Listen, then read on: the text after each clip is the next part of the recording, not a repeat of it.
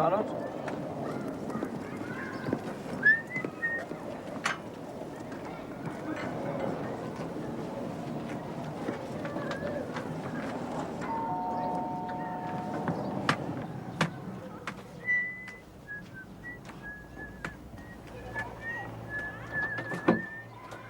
Morning, Mr. Earl. Another one from your seed merchant. Thank you. Best garden in the street you'll have, Mr. Earl.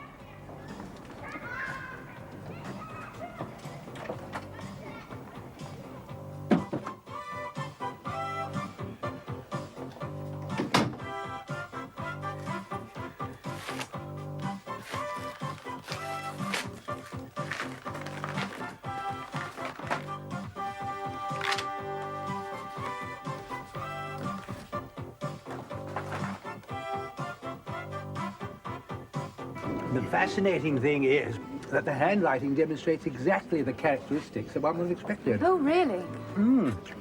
The highly distinctive offset dotting of the R's shows a contemplative nature. I see. And the backward slope of the letters Sorry. shows a lack of touch with reality. Very. Fantastic. Oh, and this is Billy Stander. Ah. Hello? Billy, Jemima Shaw. I'm delighted to meet you, Billy. I've read the reviews of your novel, but I'm afraid I haven't had a chance to read it yet. Well, any time. Are you working on anything at the moment? Oh, yeah, I'm doing some articles for New Society on the arts in British prisons, you know. Great. I'm sorry you haven't even got a drink yet. Sherry's meant to be. Well, there's plenty in the kitchen. Oh, well, I'll help myself, all right? Oh. I'm sorry he's a bit on edge, but I think he could be very interesting for your programme on rehabilitation. It's a pleasure to meet someone so young who's interested in handwriting variations. I'll be in touch, my dear. Oh, there's no need to put yourself to any trouble. No trouble. Look, Mr. Troyne, I really must give people a drink. I'm not doing what I'm here for. You can give me one. Oh. Are you interested in reading? Well, Because yes. I have an extensive collection of holograph manuscripts I'd like to show you sometime. I can see lots of empty glasses. Billy needs to settle, and he needs some success. Ah, can I offer you a drink? Oh, you haven't got a glass? Somebody's getting me one. Are you drinks monitor or not? Who is that old goat? Oh, it's Arnold Troyne. Came with Miles, expert in handwriting. So he told me at some length. Oh, hello. Hello. And I've seen your picture in the papers. Can I top you up? Oh, yeah, cheers. Darling, I will get you a drink. Oh, you want all right? Oh, sorry. Sweets to the sweet Jemima. Jamie, darling. Oh, you're an angel. I hope you don't mind. I brought a young friend with me, author of that wonderfully good first novel, The Long Death of a Hill, Nick Beckley. Nick. Jemima. Oh, you've met.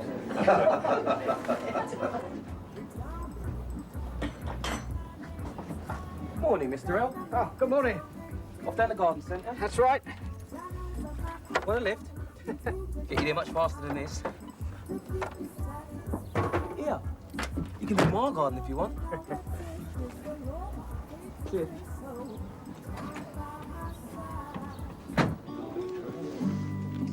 Thank you. I'm always delighted to meet the author of a book I really liked. Well, I'm very flattered you enjoyed it. It's so wonderful to be excited by a new talent. I think I was just lucky to be published in a week when everything else was pretty feeble. Thanks a lot, pal. Billy. What? He knows my book came out the same week as his. I didn't. Put me on, pal, because you can't get up my nose, all right? Look, I honestly didn't know. I didn't tell him till we were in the taxi. It's a heavenly surprise. I don't come to your parties to have the piss taken out of my book, all right? Billy, I didn't know, Billy. I honestly didn't. He called it feeble. I've never been called feeble in my life. Feeble is not what people call me, got it? Billy. They want to walk home in one piece. Please, darling. Look, I'm frightfully sorry. I really... I'll see you again, pal, all right?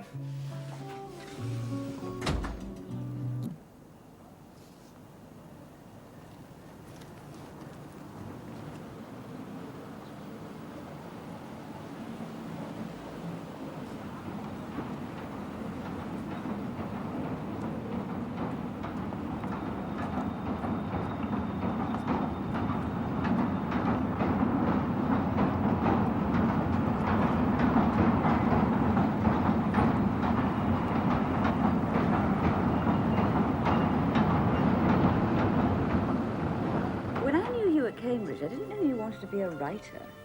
No, I kept rather quiet about it. I didn't want people to see things until I was happy with them. I only showed a couple of people. Well, I wasn't one of them. I'm sorry. Anyway, the stuff I wrote then was awful. I've got a room full of first drafts I would never show anyone. Well, dear boy, I'm glad you waited till you were ready. The question is, can you pull the trick again? Or are you just a bungalow writer? Bungalow writer? One story. What I mean is, have you a new book in the pipeline? Well, I think I've just finished it. Oh, well, perhaps you'll let me see this one. Of course I will, Jemima.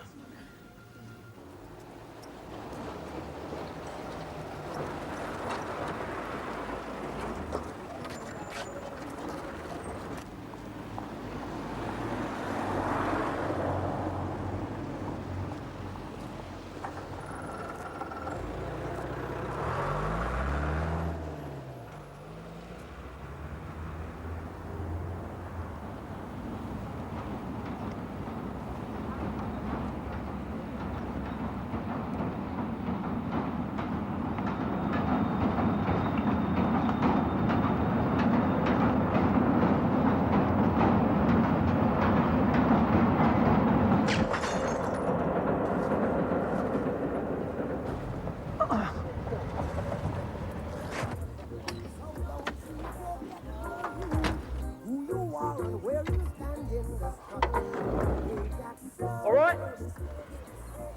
Yeah.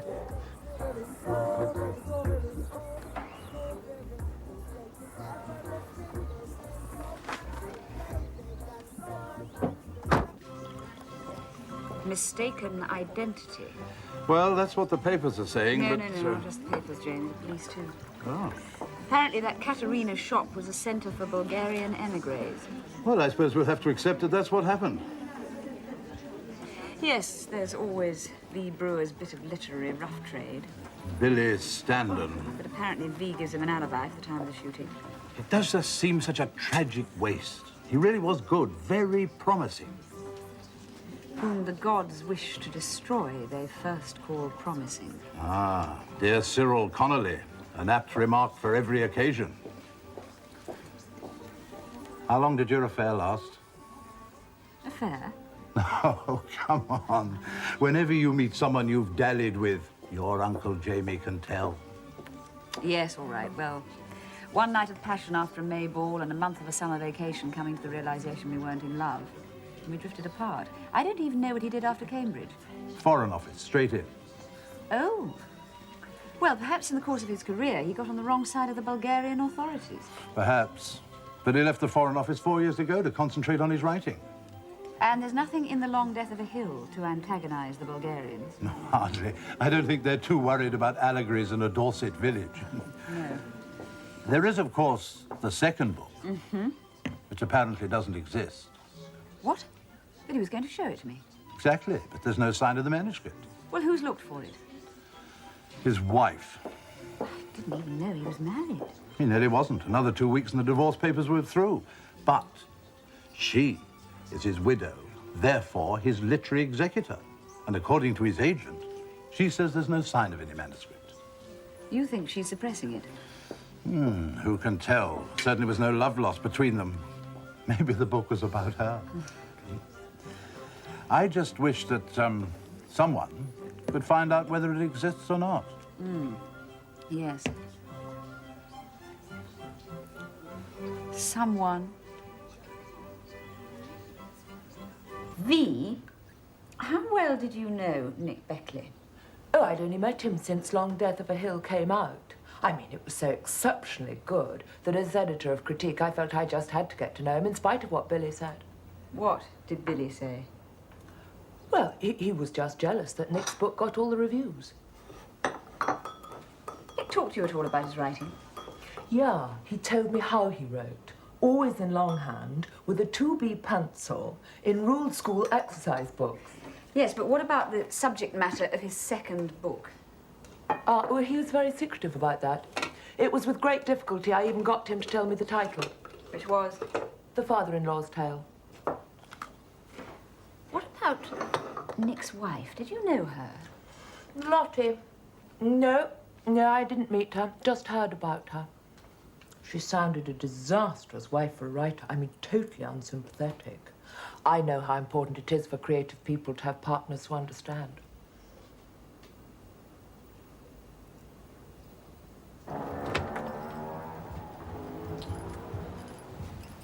I'm only doing this, Miss Shaw, because my father said I should. He doesn't like muckraking journalists, but he doesn't like suspicion either. Absolutely right. I've got nothing to hide. Fine. Nick's agent asked me to look through all this rubbish, which I did. I didn't find any manuscript called The Father-in-Law's Tale. But if you want to double-check, be my guest. Thank you, Mrs. Beckley.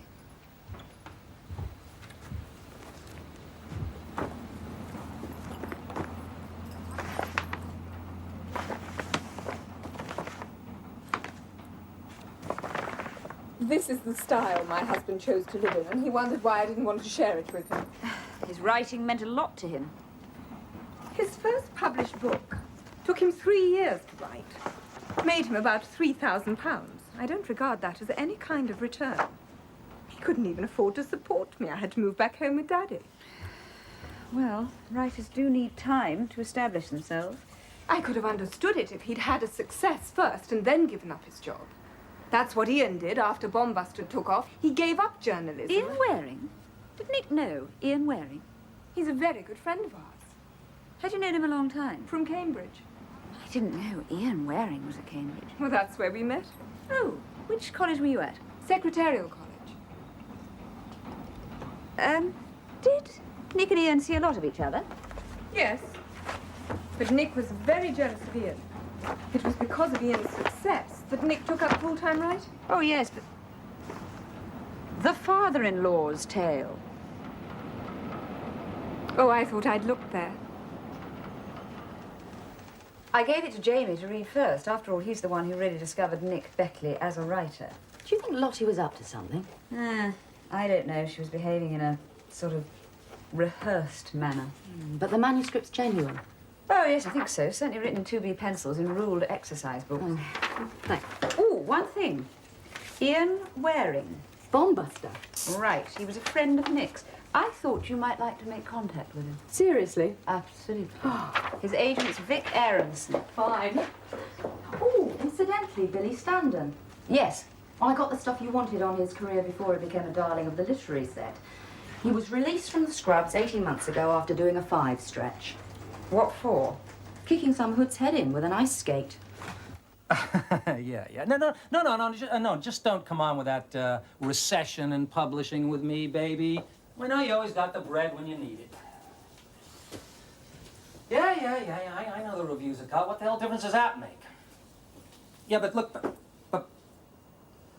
Okay, Bernie, you don't take this one, you don't get Ian Waring's next. Okay, where were we here? Ian Waring. All right, look, do you believe that guy? Can we make contact with him? Who? Ian Waring. Oh, right. Jemima Shore show, you say? Yes. Yeah. A tasty lady, yeah. Okay, let me just get the schedule. Okay, Ian Waring flew in from the States on yesterday morning's Concorde, been promoting the new Bombbuster movie. Oh, yeah, I'm really looking forward to seeing that. I love the book. You won't be disappointed, sweetheart. Let's see, oh, yeah, then he's straight into promotion on the new hardback Nuke Force. You need anything else? Terrific.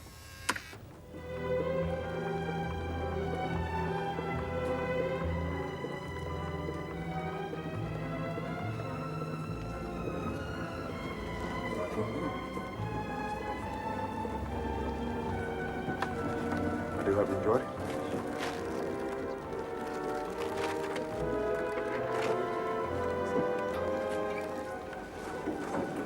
I hope you like it. Who shall I sign this one to? Just Cherry. Fine. I'm really looking forward to it. I love Bombbuster. Good. And who's this one for? Oh, Jemima Shaw. The Jemima Shaw.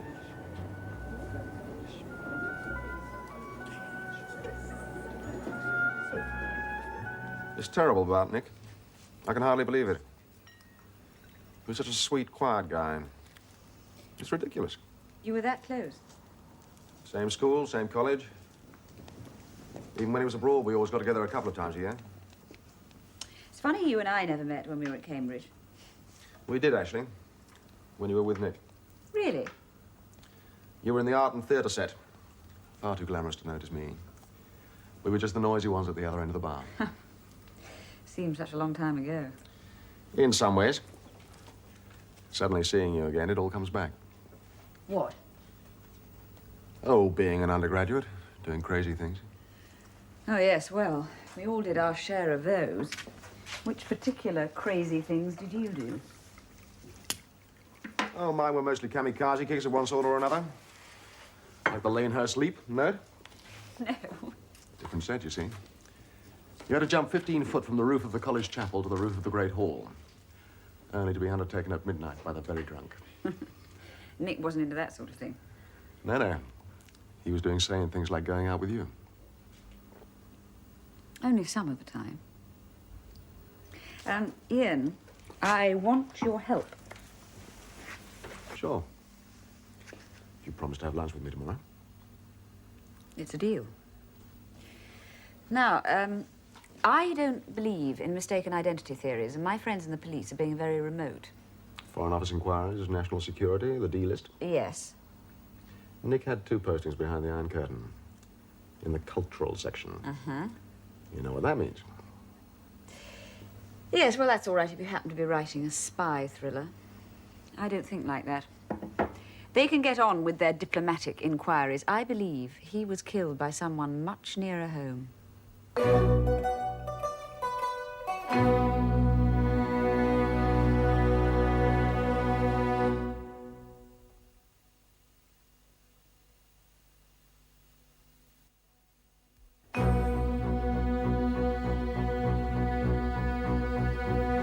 Tell me about Nick's wife.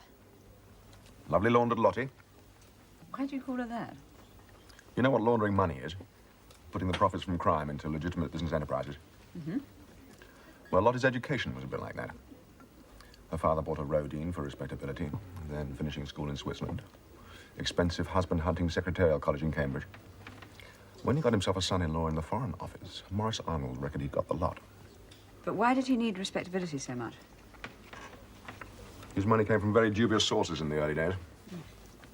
Oh, now he's a posh restaurateur. But before that, it was nightclubs, protection rackets. Very nasty things happened. Sure of your facts? Always, Jemima. I started an investigation when I was on the Mirror. Unearthed a lot of dirt. But then the paper's lawyers and a lot of other people got scared. And so I was told to lay off. Morris Arnold's got himself very well protected now. Anyway, anything criminal was always done through a Mr. Fix-It called Benny Cope. I'm afraid no one's ever going to pin anything on Morris Arnold himself.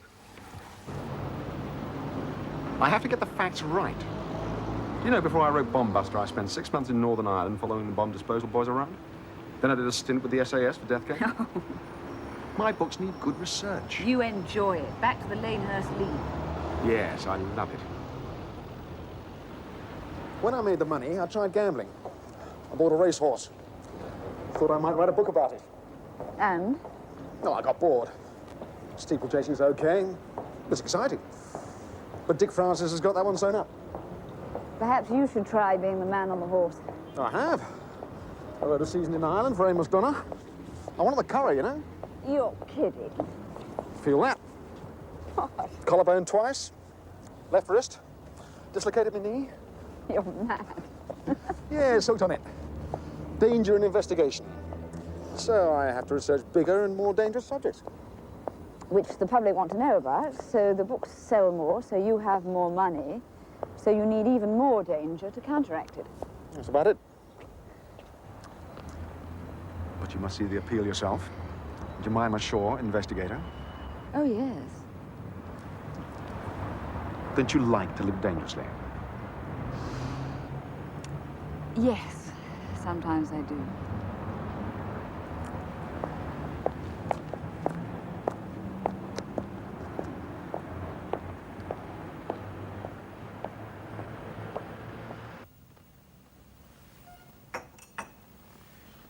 You're very quiet. Just thinking. About whom? Morris Arnold. What a letdown. And the fact that his son-in-law's second book was called The Father-in-Law's Tale. Terribly disappointing. Is it about a gangster nightclub owner? Good Lord, no. It's a rather leaden-footed tale about a young wife in Dorset. They always say the second book's harder to do. Perhaps he would have matured. We'll never know. What you're saying is this book's a step backwards from the first. You don't think it could have been written earlier? What, and the manuscript switched? I'd like to think so. Just a thought, Cherry. Is that lecherous old handwriting expert Arnold Troyne still chasing you? He would be, given the slightest encouragement. How about giving him the slightest encouragement? You get Ian Waring and I get Mr. Troyne. How did you get your information on Morris Arnold? From a grass, small-time villain. I couldn't actually prove the connection between Morris Arnold and Benny Cove, although I know it's there. I got plenty on Benny. Come on. What?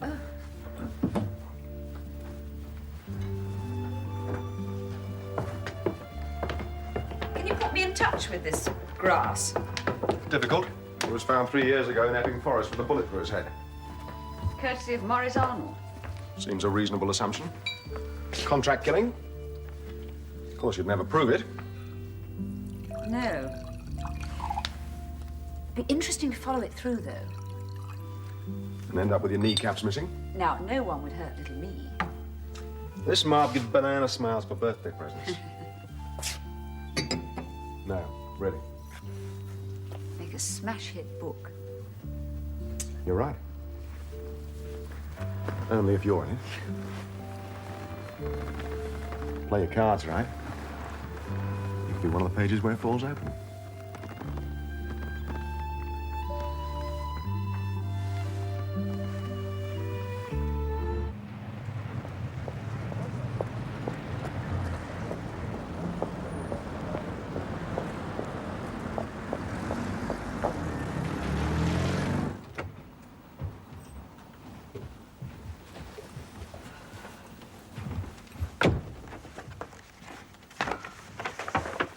These are all samples of his handwriting. Oh, yes. And you want me to check that this is the work of the same writer? Eh? Yes. And if possible, when the manuscript you have was written. Oh, well, that I've already done by simple laboratory tests. And? And? And what was the result? Oh, well, now, as my nanny used to say, patience is a virtue, virtue is a grace. Put them both together, and you get a pretty face. Oh? In other words, all in good time. Now then, what have we here? Ah, yes, yes. Very interesting. Oh, I say, do you know that the hooks on his wires are very similar to that of Charlotte Bronte? Really? Yes. And interestingly enough, he doesn't complete the curve at the top of his G's. And what does that tell you? Well, psychologically, it is, of course, a great revelation. Oh, never mind psychologically. I just want to know if it was written by the same person. That's simple. Yes?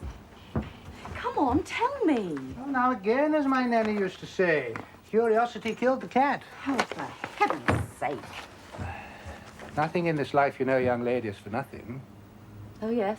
I'm quite happy to give you the information you require, but I want you to do something for me, too. Really? Yes, it's something my nanny used to do for me. What? I brought everything I need in my briefcase. Oh, now, just a minute. What is all this? I want you to read this to me. What is it? Winnie the Pooh.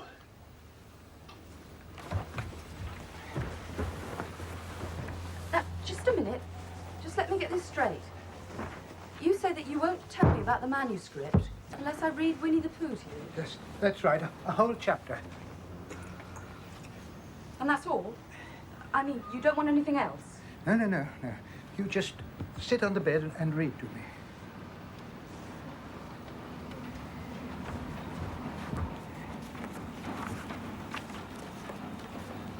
Chapter 1, in which we are introduced to Winnie the Pooh and some bees, and the stories begin. Hey! Oh, you said that was all. Oh, yes, you have to say, stop that, you little gutter snipe. And will you? Oh, yes. We always do what Nanny says.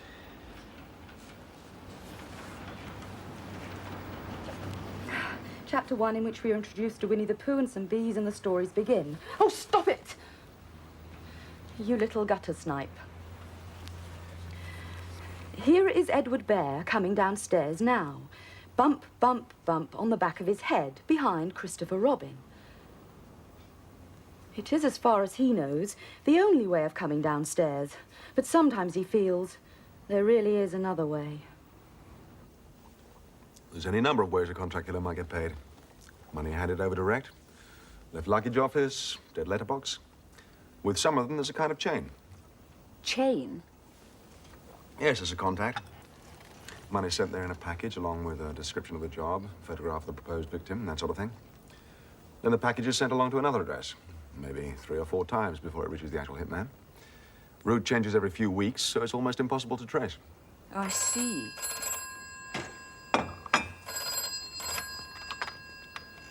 Hello? Yes. Jerry. Oh. Hello. How did it go? Fine, at some cost. Did you have to sacrifice your virtue? Well, not so much my virtue, more my nursery memories. What? I'll explain later. What did he have to say, then? Well, there's no question the manuscript was written by Nick Beckley. Good, but when? About 5 years ago. Wonderful, Cherry. Listen, go straight to the fridge, get out a bottle of champagne, drink it all to wash away the taste of Mr. Troyne. Jemima, I will. Bye. Good news? Cherry's Mr. Troyne has confirmed that Nick's manuscript was substituted. So who do you reckon's got the real manuscript? I don't know. Lottie or Morris Arnold? I'm going to find out. Excuse me. Jemima, Yeah? back in '78, I got as close as I could. But I couldn't prove the link between Morris Arnold and Benny Cope. I couldn't even find the first link in the chain. No, well, I'm going to find it. Don't go trying any confrontations. No, I won't do anything like that. Good. I have a completely different line of investigation. And what's that? Now, Ian. Now, what kind of journalist reveals his sources?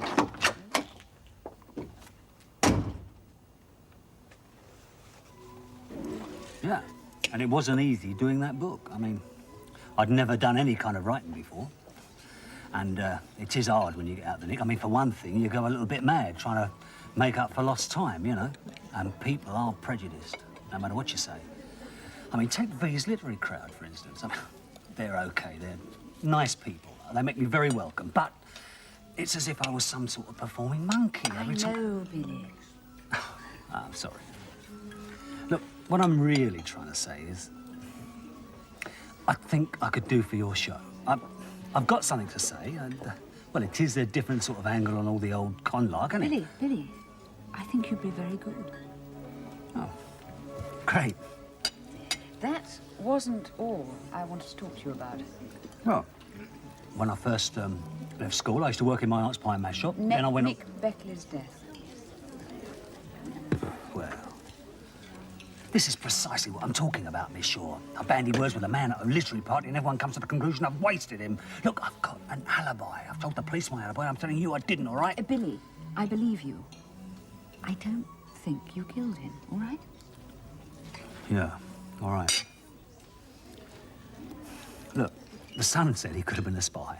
Well, he had the accent for it. So what, good luck. Yeah, my mate Louis knew a Russian spy once. Well, a hitman, really. Worked out of Paris. Reckon he'd wasted over 300 people. What about London hitmen? Do you know anything about them? All right. Supposing a contract were taken out by somebody like Benny Cope. Benny Cope? Benny Cope's a very moody man, Miss Shaw. Say Benny wanted somebody rubbed out. Have you no idea how he'd start? Maybe. You're going to be on my programme, Billy. On the QT? Then strictly on the QT, and not for publication or television. Denny Sutton. Who? Denny Sutton, manager of the Alicante Club in Shepherd's Bush. What about him? The first link in the chain to the contract killer.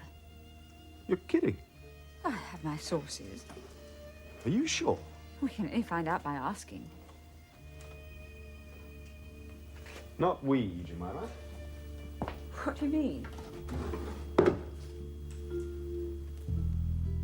What are you trying to say, Ian? I'm redefining the terms of our partnership. You stick to the investigations.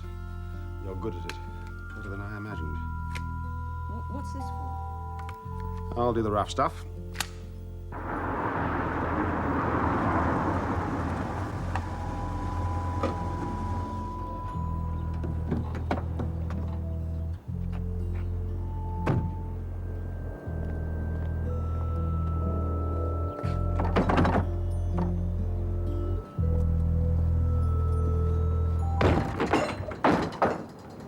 Denny Sutton. Who says so?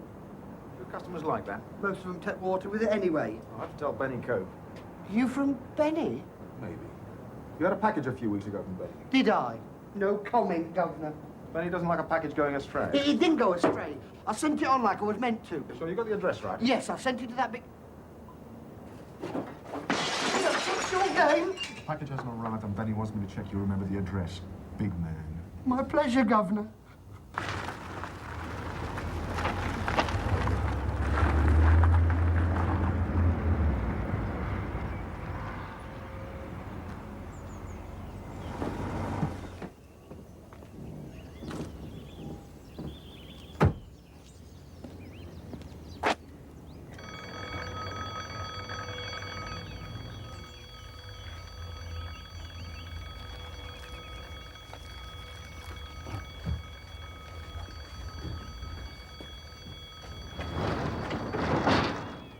Can I help you, sir? I'm sure you can. And I'm not looking for a baseless nosegays or even a California bay. Just a package you sent off a couple of weeks back. An order gone astray, sir. Oh, dear. Yes, from Benny Cope. Oh, dear. I don't know what you're talking about.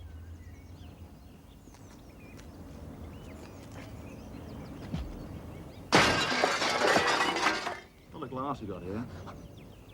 I think you better come inside. I'm out of all that caper now. This business is straight. Of course it is. But Mr. Cope knows your life story, Mr. Stratton. So when he asks you to do something, you jump to it. I haven't seen Benny Cope since Well, you don't need to, do you? You just wait for what the postman brings. You've got the wrong man, Chief. Well, with all these lovely blooms around, I can see you've got green fingers, Stratton. You wouldn't like to lose them, you nasty lying little villain. No, I'm not a criminal. No, just a postman. He said it was only for a month, and the month finishes on Wednesday. Yes, so it's unlikely that you'll have that many more packages to redirect. Right. After Wednesday, you can forget the address. Yeah. But right now, you can remember it, especially for me. Hello?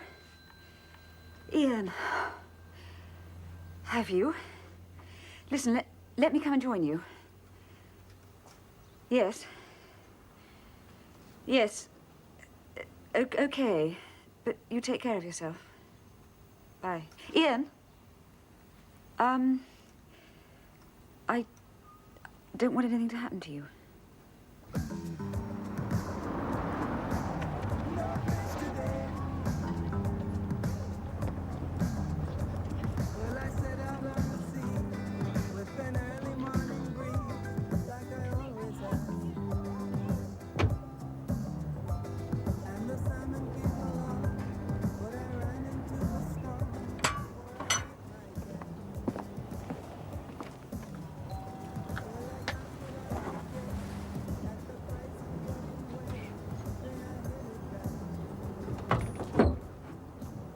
Good afternoon. Good afternoon. Please come in.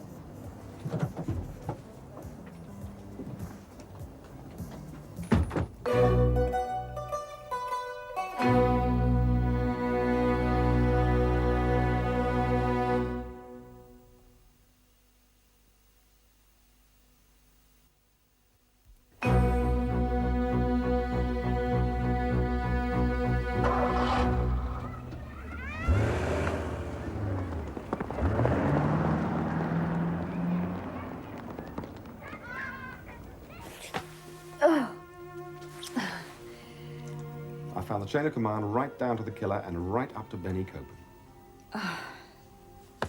You deserve a drink. So what happens then? The money gets sent in a package to the first address. That's it, and so on down the line. And what is the going rate? 10,000. And now I've got all the background for my book. You know, you're sticking your neck out seeing this contract killer. He's a businessman. I paid him.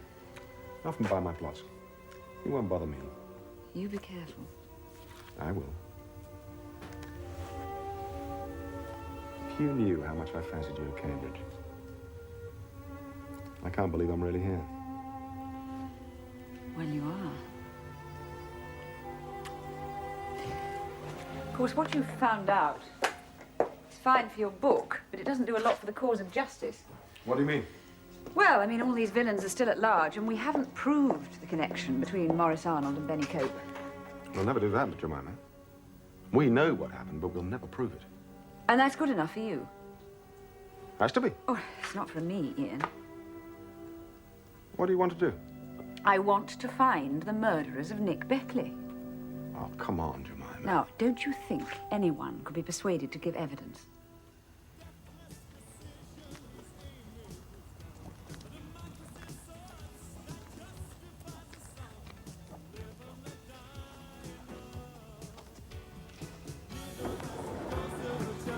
Hello, can I help? What the? Oh, no. Please.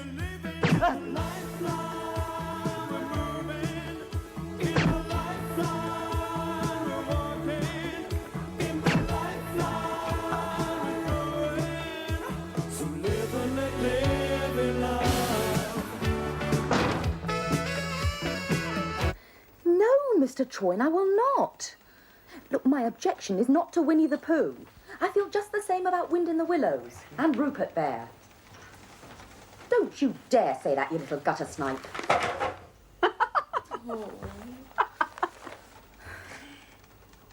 Oh, my God. What is it?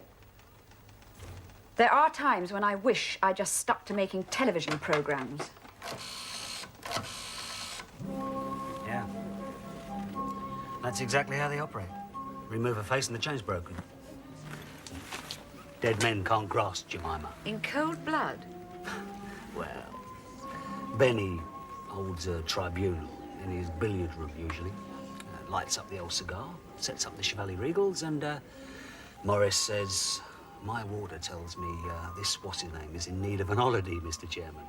Or words to that effect. Depends what picture they got in the video that week.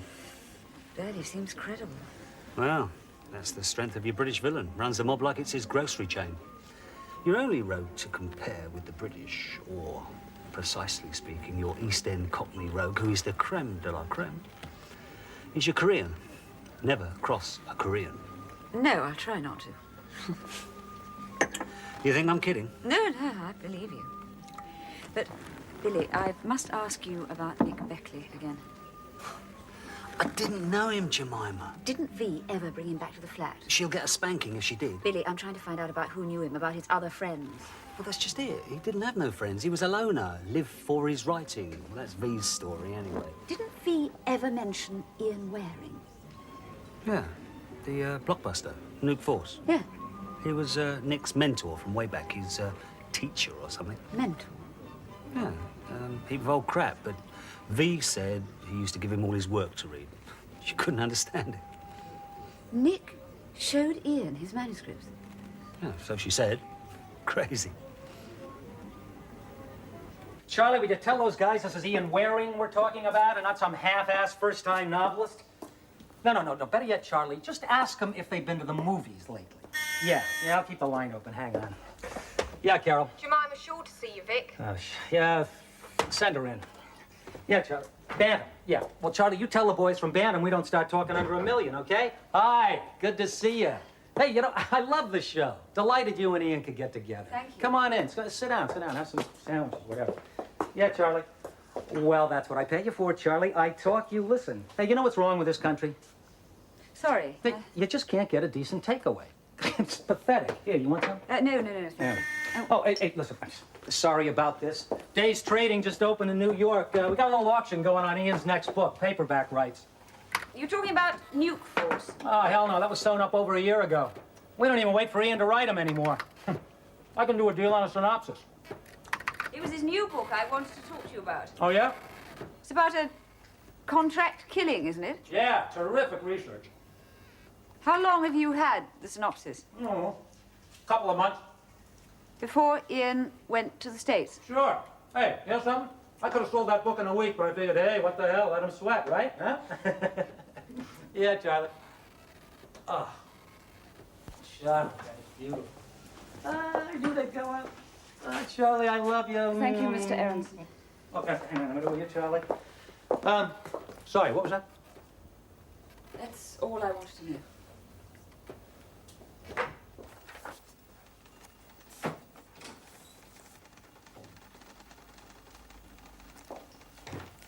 Now, that's what I call a really good read. It's sad, though. It's funny. All his heroes seem to have this kamikaze thing. They all self-destruct in the end. Yes. Ian? Yes, of course. Come straight over.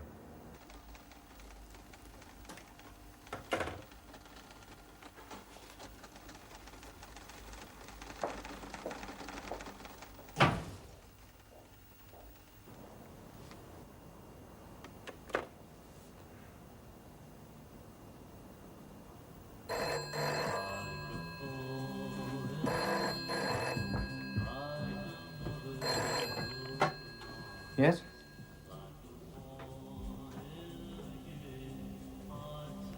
Okay. Same terms as before. Money in the locker at the bars. Come on. When the face is that famous, I don't need a photograph.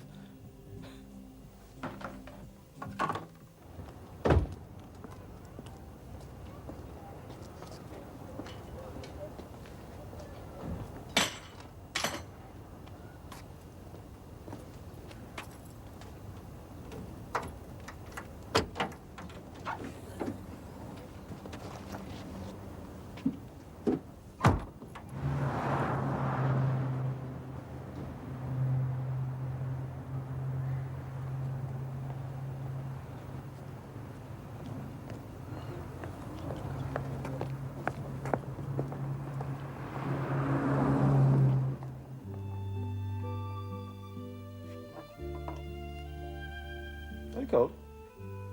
No.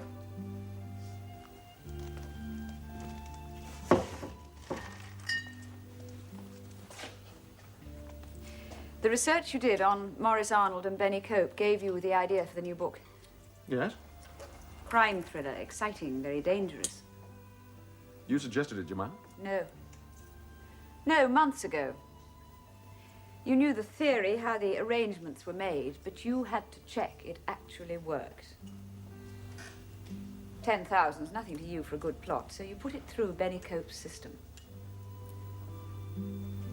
Did I? Always get my facts right, Jemima.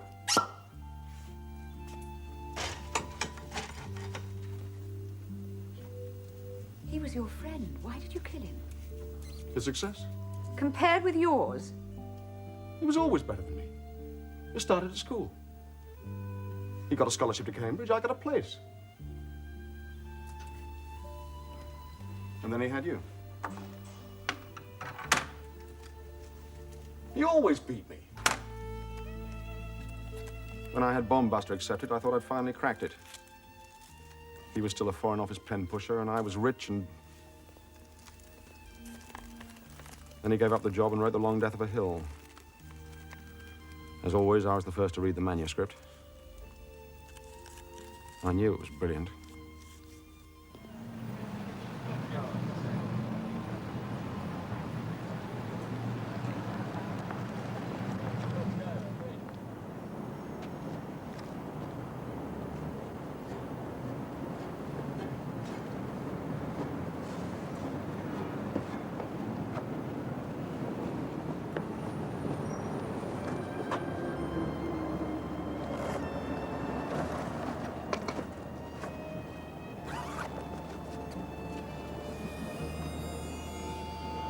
I want to be praised as a writer, not dismissed as a storyteller. I want the reaction Nick got. When the first book came out, I thought I could cope. And then you read the manuscript of the second book. I knew I could spend my life polishing and polishing and never get near it. So you had to get rid of him. And not just destroy him, but destroy his reputation, too. You substituted the manuscript when you got back from the States. Yeah, something had given me years back. Why did you help me with the investigation? You must have known I'd find out the truth sooner or later. When you first made contact, I just wanted to keep you. But then it became a challenge. How much information should I give you? How good an investigator were you? How close to the edge could I go? Oh, Ian. I'm afraid you turned out to be a rather better investigator than I thought. You know, we'll have to go to the police. Couldn't we go away together? Escape? Anywhere. You and me, Jemima.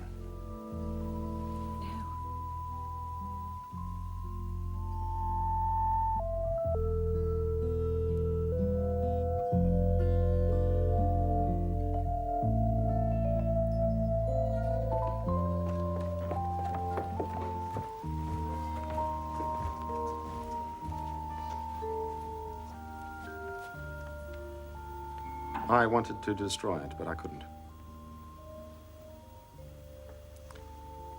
He isn't really dead, is he?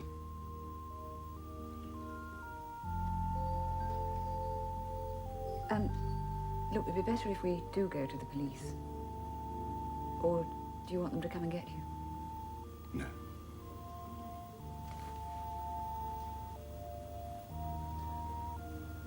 No.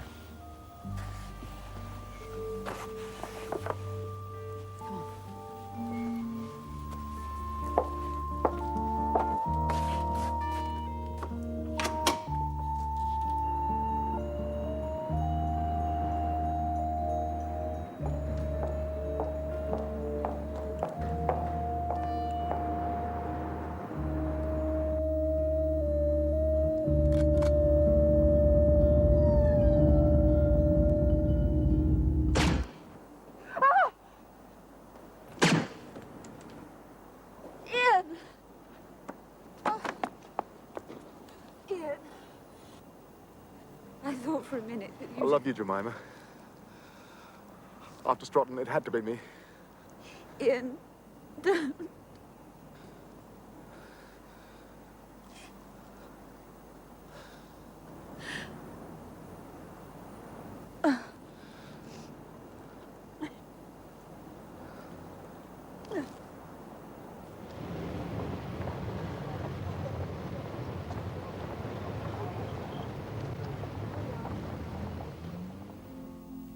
Well, Jemima, as that frightful Philistine boss of yours is forever saying, you do wander into a touch of the tangled webs, my dear. Yes, Jamie, I most certainly do. But brood not and drink your champagne. I bring exciting news. I've just finished Nick Beckley's manuscript, The Real Father-in-Law's Tale. And it's not about Morris Arnold. Good Lord, no. The plot's a reworking of the original draft. But the writing, out of this world. All the promise of the first book is realized. Oh, yes. Nick Beckley's reputation is secure. And what about Ian Waring's reputation? I should say forgotten in 5 years. Massive bestsellers like that, they never last. No, but he was a damn good investigator. Well, if his notes help the police capture Morris Arnold and his mobsters, perhaps that'll go some way towards making reparation for poor Nick. Ian was quite mad. Very sweet. No sense of reality. No writers have, my dear. Commercial ones want to be taken seriously, and the serious ones want to be commercial. Sad, isn't it? Well, none of us get everything we want in this life now, do we? No, we don't.